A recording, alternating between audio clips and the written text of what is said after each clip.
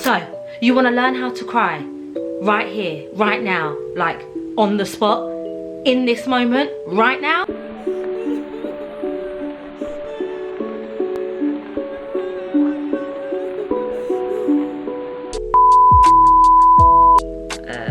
Not like that, I hope. Goodness no, you do not want to do that. So whether you want to learn how to fake cry, it's not fake crying, you are truthfully crying, okay? Let's just get that straight.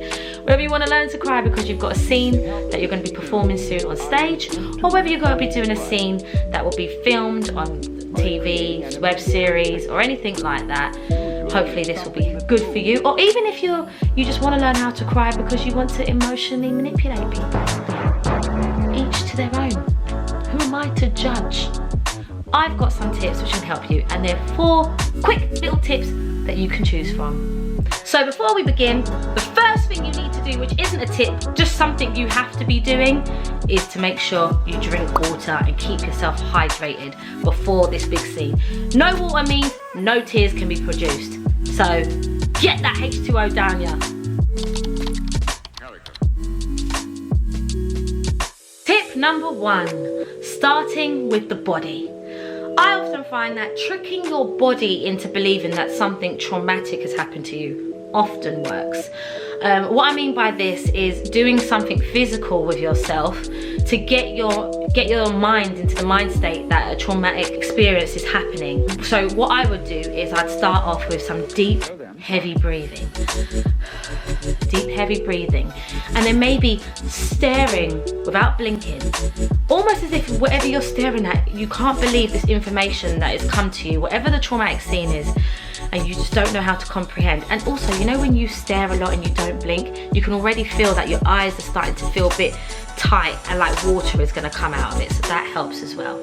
So deep, heavy breathing, staring, and then start to make your hands, your arms and your legs tremble. Now it can be quite difficult, but after a while you'll get used to doing that, but it works wonders into really getting your mind into that place by starting with your body first. Just like in that example.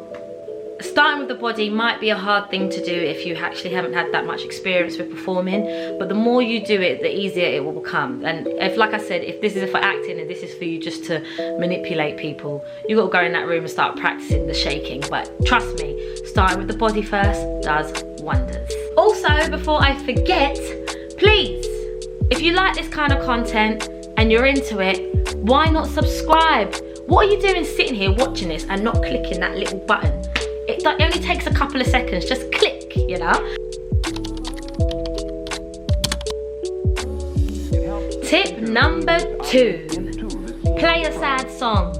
Music always does wonders with emotions. Whether you play music when you're feeling good, angry or sad, you always have a track which resonates with whatever emotion that you're feeling at that moment. So music does help. I know when you're going to do, if you're going to be on stage or if you're going to film something, you can't blast out a song, you can't blast out a sad song.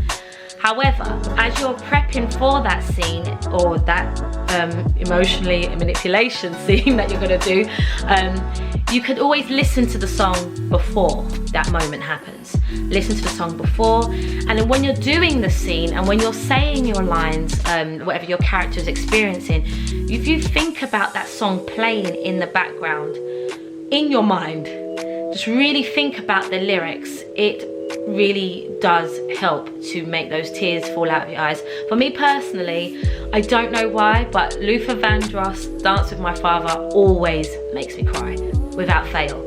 And Sinead O'Connor, Nothing Compares to You. I don't know why. I don't have any kind of recognition or recollection or whatever the word is. I can't think of a moment I've had when that song, you know, I played it and it made me feel terrible, but it works for me. Those songs do work for me. So I would often listen to that, or when I'm going to do a scene, I think about those words, and I could just feel, as I'm in that moment, the tears are just coming to the surface. Even now as I'm talking to you, I'm just thinking about Nothing Compares to You and how that makes me feel emotionally.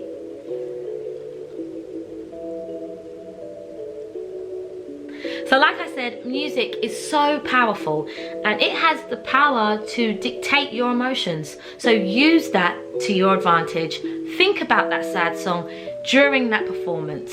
At any time, even if the other character is talking, think about that song, but also be focusing on your next line. But really think about that song and those lyrics and how it makes you feel. And trust and believe it works.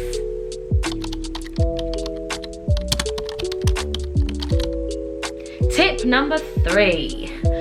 Truly feel sad for the character and the situation that they are going through.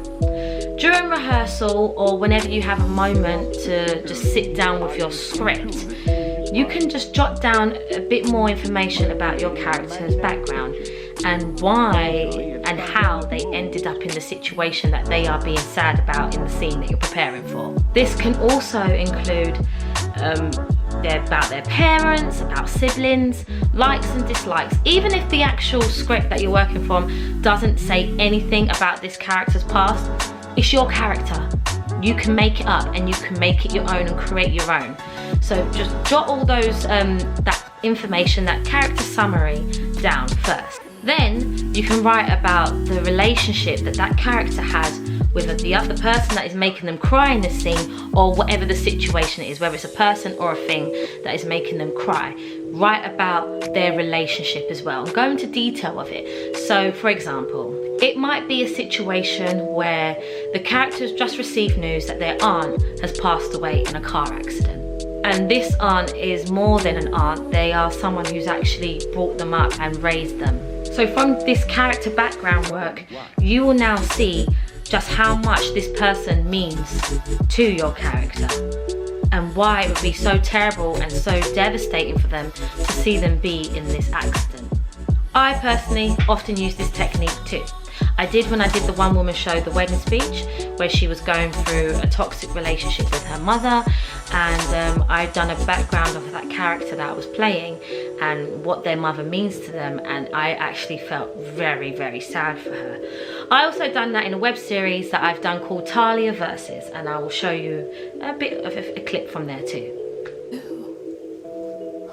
What's going on? I don't know exactly what happened, but Bo said Mum had to go. I tried to call her, but I guess she was busy. I knew she'd be the same this time. I thought that she'd be different this time.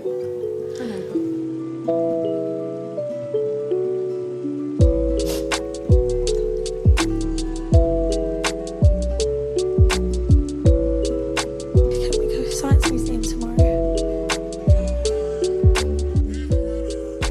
I hope you enjoyed that. But that really helps for me to get into the mind of the character, just as if they are your friend and your friend has gone through something awful and you feel bad for them.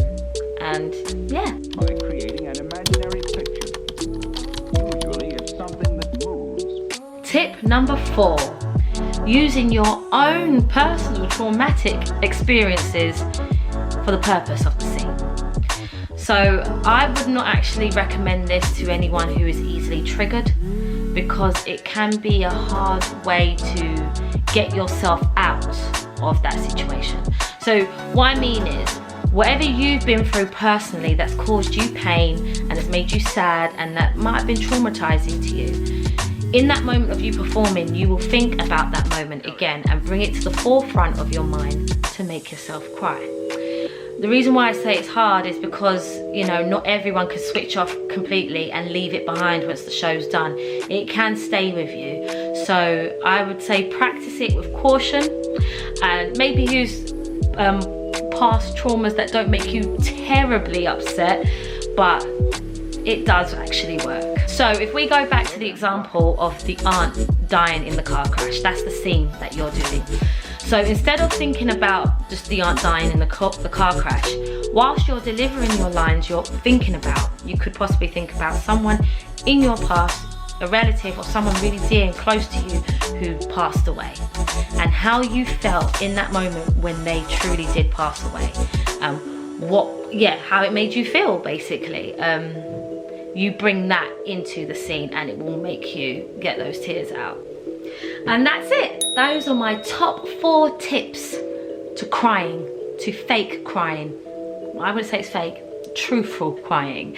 I hope you found this content helpful and you enjoyed it. If you did, please like this video, subscribe to my channel and put a comment below. That would be amazing if you did. And if you've got some tips and you're an actor and you've got some tips that I didn't share that you find helpful to getting you to cry, put it in the comments. Let's share.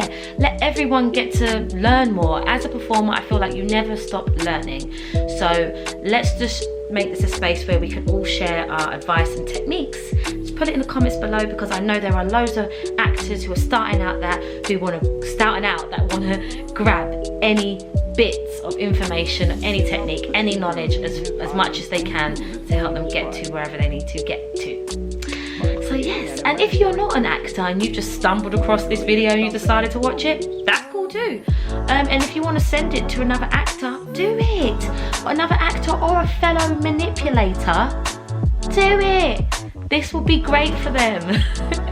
But until next time, I've got some more videos coming up soon, more acting tips and a few videos for traveling vlogs. It'll be really fun coming up soon too. So thanks for watching.